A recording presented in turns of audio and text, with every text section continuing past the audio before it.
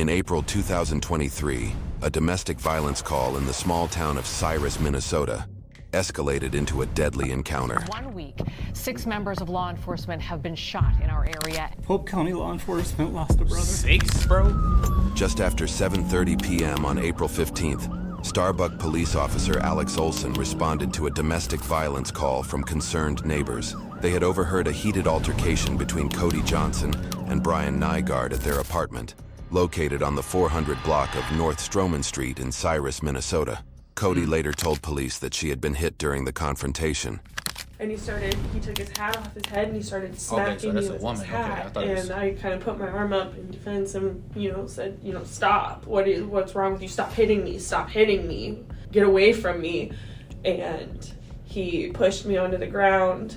He punched me in the back of the head a couple of times and he started hitting me. He was on top of me. I was, fetal position trying to protect my ears and my face. I laid on the ground for several minutes and he was yelling at me and was very angry and came back and hit me a couple more times. And then I heard a knock on the door. I figured it was the neighbor because the neighbor always comes in or comes over unannounced and knocks on the door, and I open the door and it's a cop. I ain't gonna lie, bro, domestic violence situations, bro, is one of the most dangerous things police officers encounter. Like I said, you may go in there, try to, help whoever, is in a situation, whether it's the woman or man, or the man or, and you got to worry about the person that's attacking them. And you might have to worry about the person that's been attacked, trying to defend the person that's attacking them. And as far as like a neighbor, the most I'll probably do is call the police. I ain't going over there to help because you never know what's gonna happen. So domestic violence situations are crazy. Again, I believe you're going. And it don't sound like it went. Officer Alex Olson was the first to arrive at the scene. Right. Shortly after, Pope County deputies Josh Owen and Brody Merrill joined to provide assistance. Okay. Body cam footage captures the moment they enter the apartment and engage with 34-year-old Brian Nygaard, the primary suspect in the case. Right.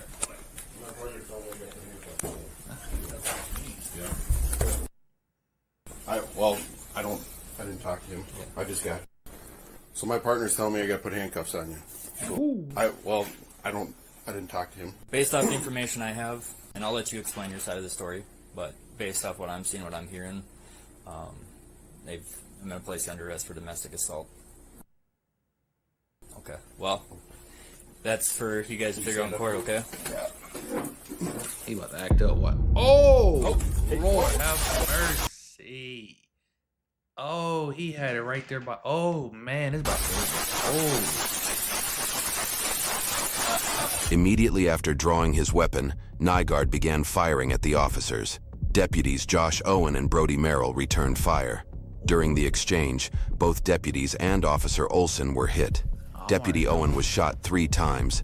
Deputy Merrill was struck once in the upper chest, and Officer Olson was hit in the ankle.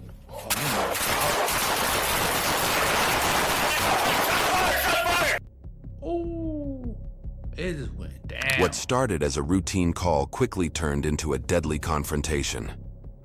Out of nowhere, Brian Nygaard opened fire, catching the officers completely off guard. Deputy Josh Owen was hit 3 times and went down, critically injured. Despite their best efforts, he didn't make it and tragically passed away at the hospital. No. His death sent shockwaves through the entire community. No. Deputy Brody Merrill was also hit, but luckily his bulletproof vest saved him. He was treated at the hospital and released, though the memory of that day would stay with him forever. Then there was Officer Alex Olson, who had a close call of his own. A bullet struck the pistol he had holstered near his ankle, causing it to twist from the impact. In a stroke of luck, the shot deflected, leaving Olson with just minor injuries. It was a lucky escape in the middle of the chaos. When the dust settled, Brian Nygaard lay dead, shot multiple times in the intense gunfight. Meanwhile, Cody Johnson, who had been separated from the confrontation, was in the hallway. She heard the shouting, the gunfire, but wasn't in the room when the shots were fired. Scared and in shock, She ran to a nearby friend's apartment, trying to escape the chaos behind her. In her police interview, Cody shared that Brian had long been frustrated with life, facing personal struggles and feelings of injustice, especially from his past encounters with law enforcement. Right. She recounted that Brian had begun drinking heavily, and this, combined with mounting stress, led to his violent outburst that night. What's been going on in Brian's life recently? Like what's been going on with him? Anything notable? Has he been having troubles with anything, or have you noticed anything abnormal about his behavior, anything like that? Not really. I know that he got a bad review at work for his annual, and it was super unjustified. But other than that, he didn't even really seem to take that. I took it more personally than he did. What did he do? When was that review? Right. 2 or 3 weeks ago, I think, maybe. Okay. I know that they did it early, but it was supposed to be for his year anniversary of working, but they did it a few weeks early. Brian had even expressed on multiple occasions that he wouldn't go down without a fight if ever confronted by police. A chilling... See, them, like, you gotta check on people's mental. Like I said, he got a bad review at work, and, you know, that caused him, you know, Shorty said she took it worse than he did, but he probably was just playing it cool. But the fact that he said if he encountered the police, he wasn't going down without a fight, should let you know that how his mental was thinking. Like I said, if you willing to go to get in a gunfight with the police, you don't care about life anymore. And it displayed. But like I said, you don't know what people be going through every day. Like I said, they be willing to do anything. Statement and it's that sad. Tragically played out in this deadly encounter. Right. You said that Brian shot a cop. How did you know that? I guess I didn't before? know for sure, but I just assumed, considering the fact that I can't imagine why a cop would just randomly shoot my boyfriend in his apartment. There's been conversations that Brian and I have had where he said, you know, if it came down to it, because he had a really abusive mother when he was growing up, and she called the police on him quite a bit. He basically kind of said, like, I'm not gonna go quietly. I never really took him very seriously. And so I guess my mind kind of just went to the worst possible scenario. With the way he was being so argumentative and so mean, I kind of just assumed that he did the worst possible thing he could do. BCA crime scene personnel recovered a pistol, bullets, and cartridge casings from the apartment.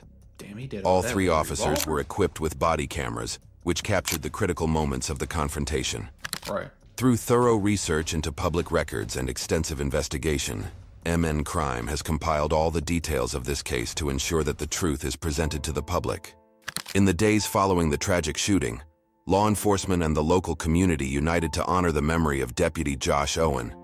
With nearly 12 years of service under his belt, and as a veteran of the Minnesota National Guard, Owen's dedication to both his country and his community was undeniable. After days of learning about his career and commendations, today, friends, family, those with whom he served, shared more with the community about the character of Deputy Joshua Owen. Overall, leading Josh in Iraq was a great honor I will cherish for a lifetime. As a soldier in both Bosnia and Iraq, Owen often answered a hero's call, risking his life for others. A lot of good talk. A lot of memories. I knew Josh because he helped me through a domestic violence thing many years back, and he's been helping a friend of mine who's currently in it. Pam Welsh has lived in Glenwood most of her life. She and her family came out today to show officers that the community cares. Well, to stop, and I want the kids to recognize and know that this is special. Deputy Brody Merrill, who survived the shooting, later expressed his grief, sharing the deep pain of losing one of his closest friends. Yeah, you know, I did do CPR on Josh, and, you know, it did feel like forever. You know, you know, they always talk about you're tired, you know, how it's tiring, exhausting.